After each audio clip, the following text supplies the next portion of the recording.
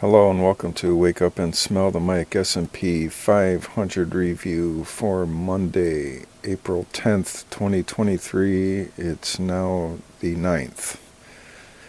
We start off in the S&P 500 daily chart in DeMark looking back to end of December 2021. I'll zoom into the current area now. The S&P 500 daily chart has printed the combo and sequential buy setup one count, and to negate that for end of day on the 10th, there must be a close above 4124.51 for the price flip to the sell setup count one. And that price flip was very unfortunate. And now there's a lot of resistance up here at this ongoing supply line first, which for the 10th is at 4130.77. Qualifying it would require an open above that level, 4130.77, and then close above wherever it opened above that supply line there, but it needs to open above it. If it doesn't, and it opens below it and subsequently moves above it, this supply line will become disqualified with a subsequent close above it.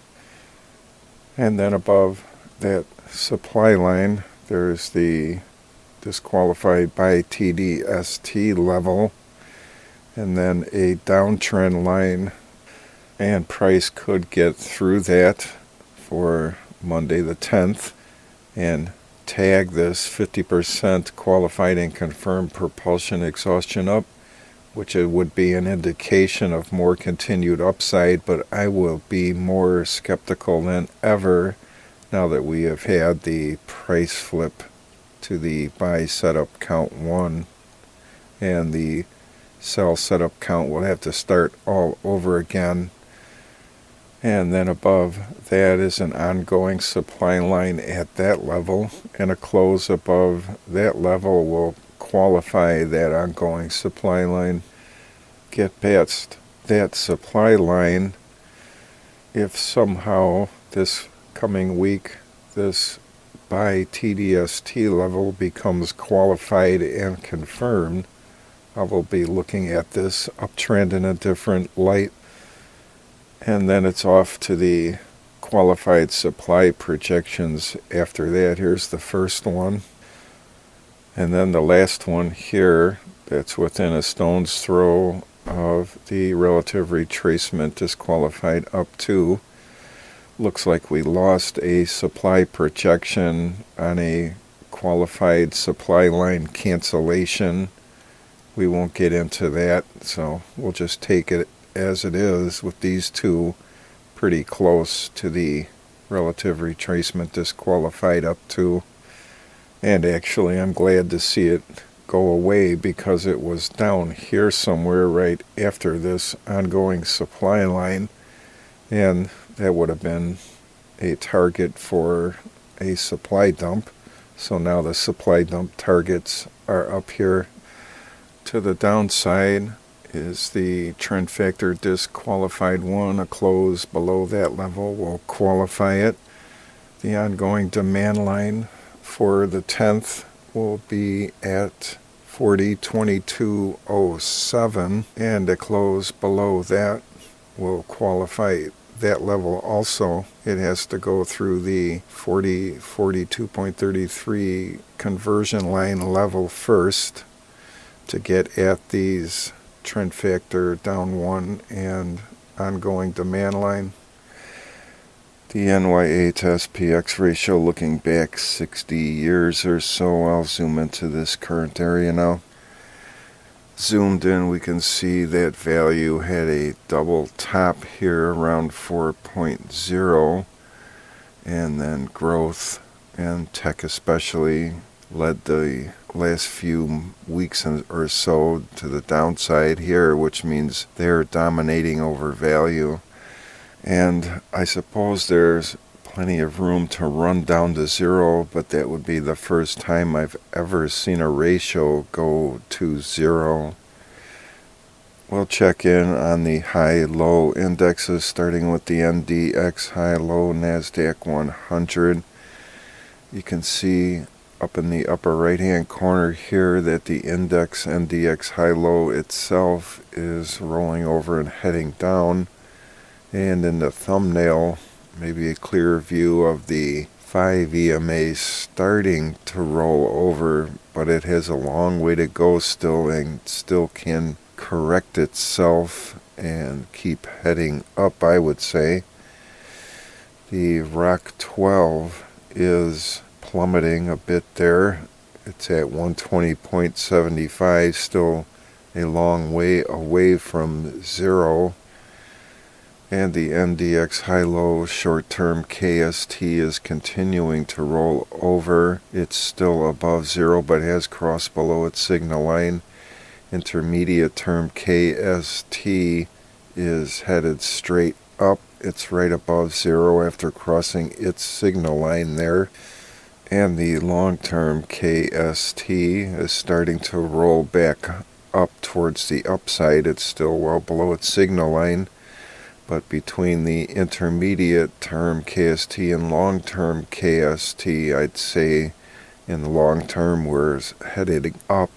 But in the short term, there's evidence of a pullback, so we'll have to see if this can maybe look like it's going to roll over and then just turn around and keep going up until the intermediate term and long term start rolling over along with the short term. I'm not going to worry about that.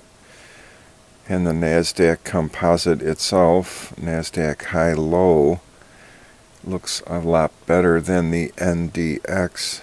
You can see up here in the thumbnail that it's had some ups and downs, but is now headed up, and the 5 EMA has no indication of rolling over.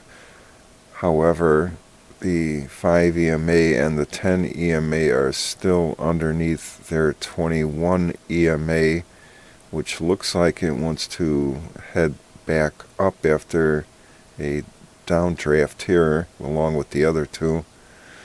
So we have to see if the blue 5 can get above the gold 21 EMA, and then the red one will follow. So there's plenty of room to run to the upside for the NASDAQ composite itself.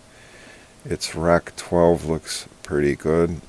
It's straight up, a little indication of wanting to roll over, but this leads me to believe that it's still going to keep heading up. The composites KSTs sure look a lot different than the NASDAQ 100 Tech Index.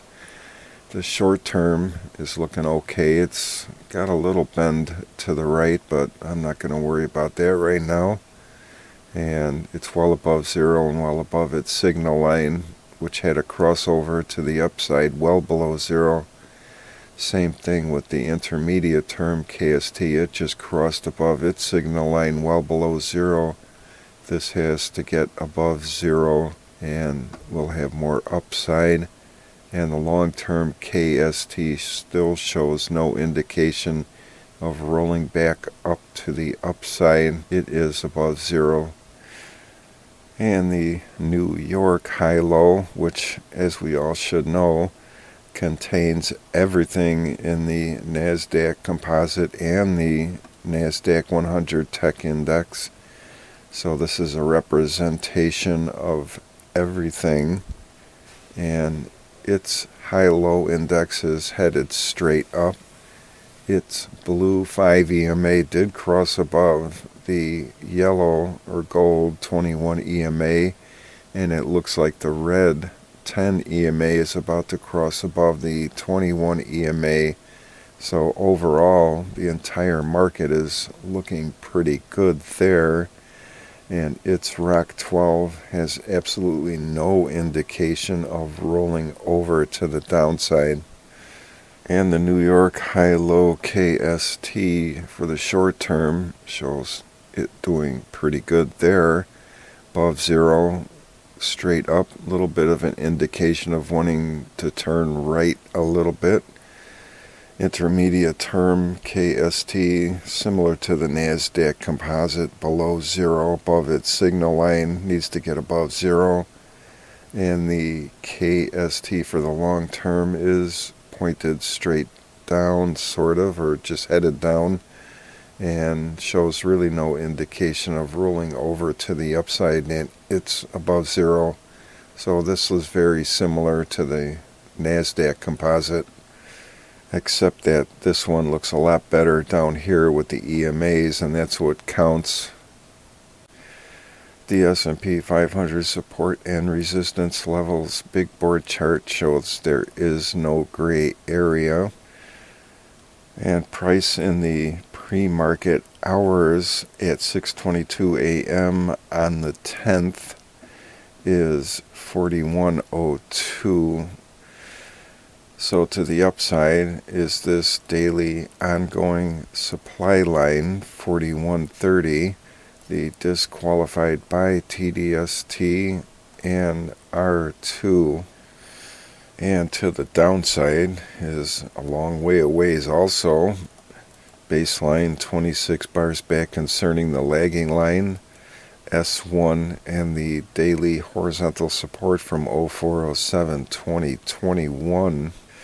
Both the S&P 500 and NASDAQ 100 AD lines are above their 21 EMA signal lines, and maybe the S&P 500 faring a little better than the NASDAQ 100 AD line over its 21 EMA line. So this reflects that slight rollover in the NASDAQ 100 high-low chart that we saw. And this must be a record for the last 2 years or so, year and a half, to have the ROC 1 at its zero line in the green zone for over 5 days. Same thing with the ATR2 at 36.46. It's pretty well below 50 and well into the green zone and staying in there. And the New York traditional McClellan breadth oscillator up here in the right hand corner to get back to zero would require 1,469 decliners over advancers to get back to zero.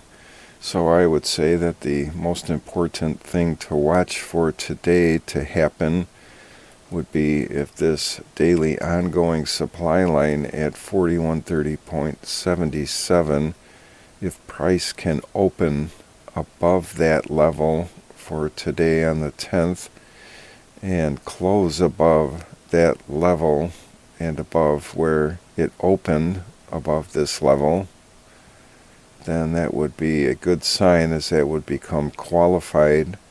If it opens below this level today and then it subsequently closes above this level today, then this level will become disqualified, and thinking about fading opportunity to the downside possibly, especially if it struggles to get to the disqualified by TDST at this level and can't get above that, and that would be a bad sign. And also R2 at 4131.54, so basically 4132 is right around that daily ongoing supply line, so I see resistance there.